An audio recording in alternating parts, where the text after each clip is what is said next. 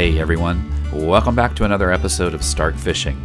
Just a reminder, this is a 360 degree video, which means you should be able to use your mouse or device to look in all directions. Now if you haven't already and would like to, don't forget to hit the subscribe button to get notifications of new content in the future. Today's video is coming to you from below the Clarks Hill Reservoir Dam, and I'm joined by one of my childhood friends, Nathan.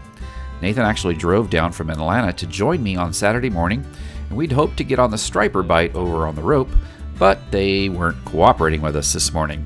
So we made our way over to the hole that's found on the Georgia side of the river, and we're looking for anything else that might bite. So I just turned on my camera because we had caught several catfish in a short span of time, and I thought we'd finally figured out where the bite was. But here's what you missed. I had a brand new pole with bait sitting on the bottom. It was unsecured and it was leaning over the side, but the reel was between my legs. Now once the bite started, we had multiple poles that went down at the same time, and in that confusion I kind of turned my back, and somewhere in there I felt a brush up my leg and heard a splash. I looked over the side just in time to see the reel disappear and head to the bottom. Now at first I was afraid I'd lost my phone or the remote for my trolling motor. I just didn't know what it was, but then once I did a count of all my poles, I realized what I'd seen was my reel and that it was gone. Now as quick as the bite had started, it ended, but we're still anchored right over where the pole disappeared. And now my target has switched from fish to pole.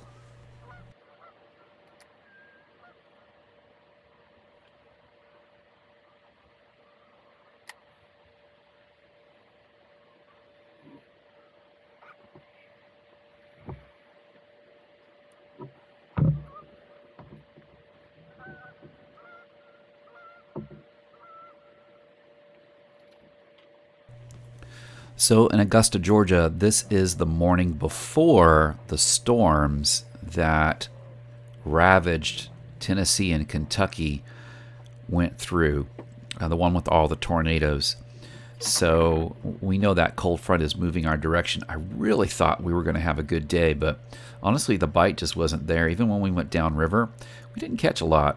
Just a couple fish here and there, but nothing big. And I just thought that with an incoming front like that the fish would be very active, but that just wasn't the case.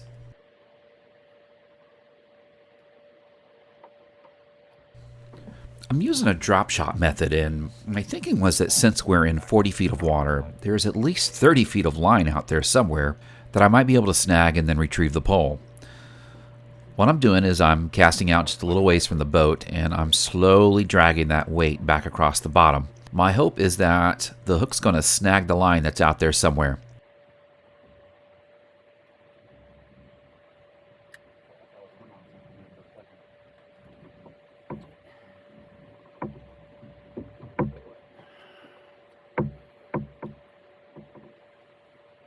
So I thought on that first cast I may have felt some weight at some point, but then it let off. So I'm beginning to get a little confident that I might be able to pull this off.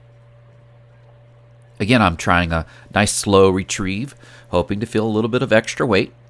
Now, if you have a weighted treble hook, that would probably be the best method of retrieving a lost pole. But I didn't have one, so I'm doing the best with what I have.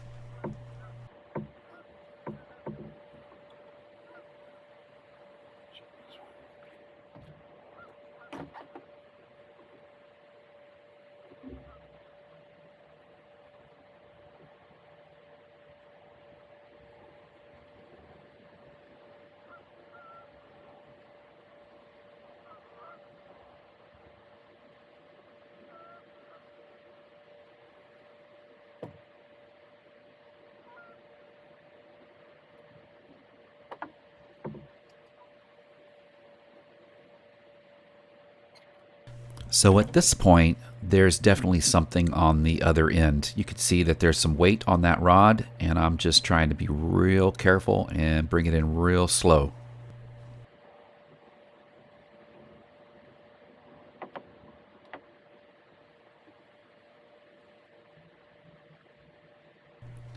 Looky there. I don't know if you can see it or not, but there is definitely a line attached. and let's see what's on the other end.